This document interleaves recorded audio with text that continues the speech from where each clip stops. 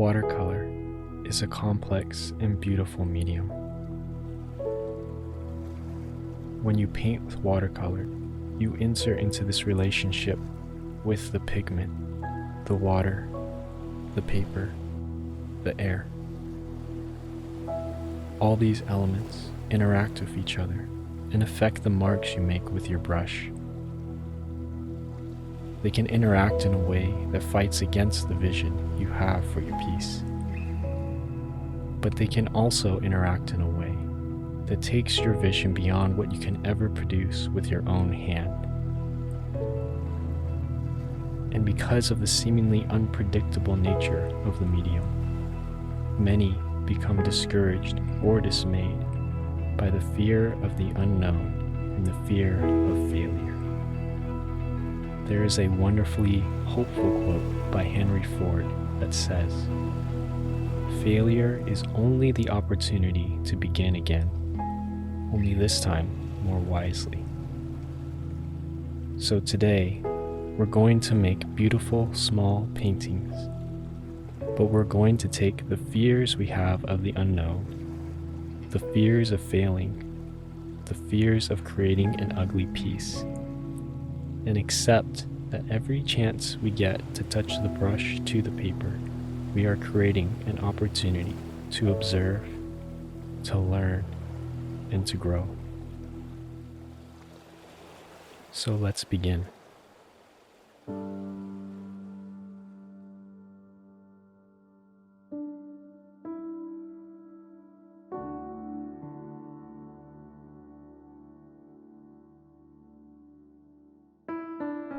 Here is what we need: watercolor paper, a paper towel, 2 cups of water, a palette, watercolor paints,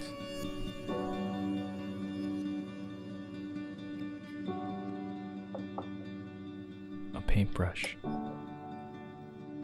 a pencil, and an empty cup.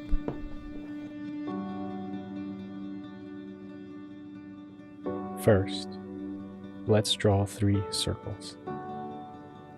These circles represent the boundary and limit to where we want our water and pigment to stop.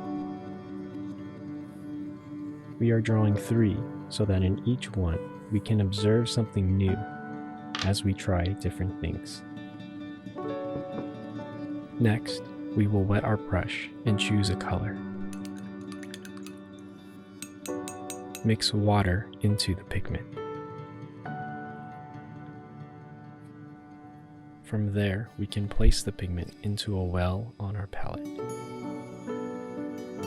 Keep in mind, a higher amount of water in our pigment will result in a softer color. A lower amount of water in our pigment will result in a stronger, more saturated color. After we have our color, be sure to wash your brush. Next, we are going to take some water out of our clean water cup and brush it inside one of our circles. Try your best to keep the water within your circle line. It's helpful to always keep the tip of your brush against the edge of your line. One question you may have as you do this is, how much water should I use? But because this lesson is about learning through observation, I would encourage you to experiment with the amount of water and see for yourself how it affects the pigment. While the circle is still wet, we are going to take the color we made from our well and allow the loaded brush to touch the inside of the circle and observe.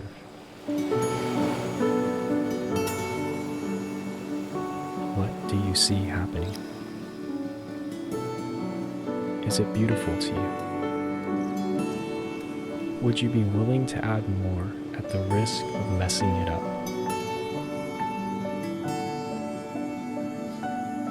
The next 2 circles are for you to experiment with. You can follow the same steps, but I encourage you to try different things. Remember, failure is only the opportunity to begin again, only this time more wisely. So explore, observe, and do not be afraid.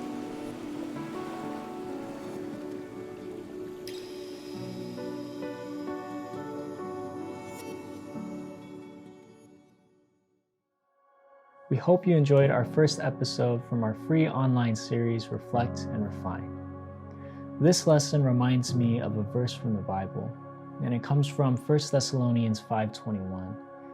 It says, "Test all things and hold on to what is good." So we encourage you to not be afraid, to continue to explore, observe, and hold on to what is good. We created this series to give our viewers a quiet space to refine their artistic skill while reflecting on thoughtful questions.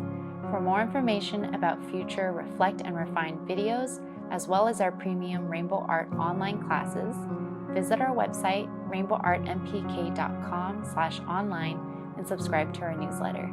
Thanks for watching.